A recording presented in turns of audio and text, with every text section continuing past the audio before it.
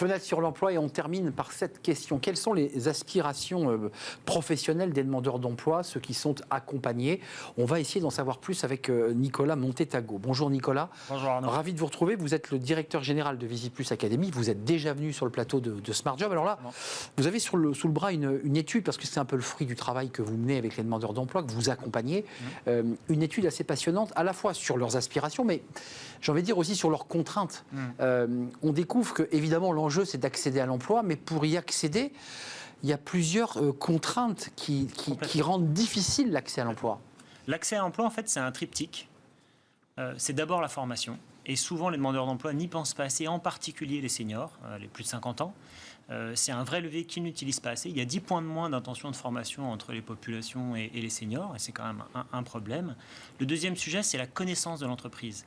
Et c'est vrai que notre étude, elle montre que dans les freins, il y a environ un tiers des personnes qui disent « je veux être formé à mieux connaître l'entreprise, à savoir comment m'insérer dans l'entreprise ». Et puis quelque chose qu'on n'attendait pas, c'est la confiance en soi. C'est un vrai obstacle. 36% des sondés disent que c'est un obstacle à leur retour à l'emploi, et ça, il faut travailler dessus. Donc en fait, le vrai plan d'action pour ramener les personnes éloignées de l'emploi vers l'emploi, c'est un triptyque entre formation, connaissance de l'entreprise, et puis personnalisation de l'accompagnement pour donner confiance en soi. Ça veut dire que ça a un vrai coût pour la collectivité? C'est-à-dire qu'il faut quand même accompagner les gens en entreprise, il faut leur donner des formations? Oui, mais il y a des organismes de formation qui savent très bien faire. Chez Visiplus Academy, on a des taux supérieurs à la moyenne en région Île-de-France sur le retour à l'emploi des seniors. Grâce justement à cet accompagnement? Grâce à cet accompagnement individuel, cette connaissance du monde de l'entreprise aussi, et puis à nos formations diplômantes. Les principales difficultés, et ça vous les avez évidemment sondées, puisque c'est un sondage à travers un échantillon, les moyens de transport. Les moyens de transport. Ça, on l'entend régulièrement. C'est la deuxième raison. Voilà, je veux bien accéder à cet emploi, mais j'ai pas le permis, j'ai pas la voiture, j'ai pas le bus qui m'y emmène. L'âge. C'est un vrai sujet. L'âge, on s'attendait vraiment pas à ce résultat. C'est cité près d'un tiers des répondants. Évidemment, c'est plus fort chez les personnes de plus de 50 ans, mais c'est en fait tout le monde considère, c'est amusant, les jeunes sont trop jeunes, les vieux sont trop vieux, ceux du milieu se posent des questions. En fait, voilà, ça concerne tout le monde. Et qui renvoie d'ailleurs à ce que vous évoquiez tout à l'heure, qui est la relation à la confiance. Je suis trop jeune, j'y pourrais pas. Je suis trop vieux, j'ai passé l'âge. Et au milieu, je suis pas sûr d'avoir l'expérience. Et puis ensuite, il y a les problèmes de santé. Ça, c'est assez intéressant. Alors, parmi lesquels il y a le handicap visible ou invisible. Exactement, particulièrement pour les populations en situation de handicap. C'est bien supérieur à la moyenne et c'est tout à fait compréhensible. Et d'ailleurs, ces personnes sont souvent en demande d'un accompagnement supérieur, environ 6 points, et c'est normal parce que c'est des situations particulières qu'il faut traiter de façon personnalisée. Dernier point, les deux derniers items qui sont très intéressants, et on le comprend, le manque de qualification. Ça veut dire que même lorsqu'on est accompagné, ce n'est pas un diplôme. C'est un frein aujourd'hui. On voyait qu'il y avait évidemment plus de difficultés quand on n'avait pas le bac que lorsqu'on l'avait, et ensuite c'était bac plus 3, bac plus 5. Le manque de qualification est un frein évident à l'accès à l'emploi. Oui, tout à fait, particulièrement pour les populations jeunes et moins qualifiées, évidemment. Et en fait, c'est pour ça qu'il y a un besoin fort de formation, mais de formation professionnalisante, qualifiante, diplômante. Ce n'est pas des formations pour... Et enfin, le manque d'expérience. Alors là, on comprend bien qu'on ne s'adresse pas aux seniors, mais on est sur les 18-24 ans.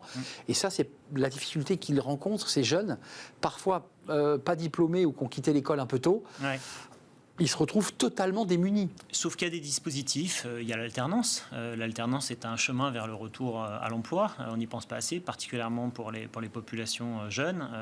Après, sur les autres populations, il y a d'autres dispositifs, comme la POEI, la préparation opérationnelle à l'emploi individuel, qui permet de se former avant un emploi, sous promesse d'embauche. Voilà. Donc il y a tout un tas de dispositifs méconnus.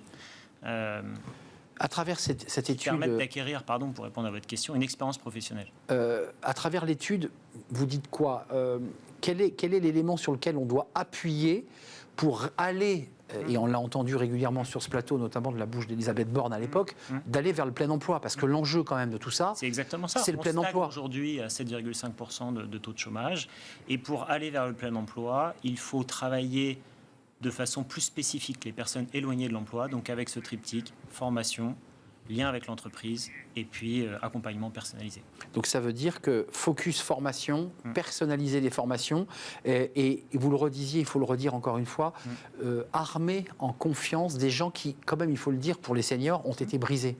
C'est ça l'enjeu. Hein. Oui, mais quiconque s'est déjà retrouvé en situation de chômage, on perd une confiance en soi immédiatement. Et en fait, c'est le travail de l'accompagnement. D'ailleurs, notre étude montre que les personnes éloignées de l'emploi sont globalement bien accompagnées, mais il faut des démarches plus personnalisées, plus fortes, voilà, et plus spécifiques. Et plus personnalisées, vous avez raison, que de massifier des formations qui ne correspondent pas à tout le monde. Merci Nicolas Montetago, c'était un vrai plaisir de vous accueillir.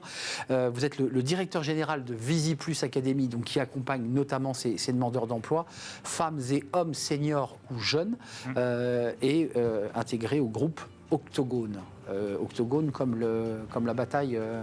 Comme l'accompagnement. Comme l'accompagnement, d'accord, c'est ça, la bataille de la formation. C'est ça, exactement. Merci de nous avoir rendu visite, merci à toute l'équipe qui m'a accompagné, merci à Romain à la réalisation, merci à Saïd au son, et merci à l'équipe de programmation, l'incontournable Nicolas Juchat et Alexis Mathieu, que je salue et que je remercie pour leur engagement. Merci à vous, évidemment, pour tous vos messages. Je vous dis à très bientôt. Bye bye.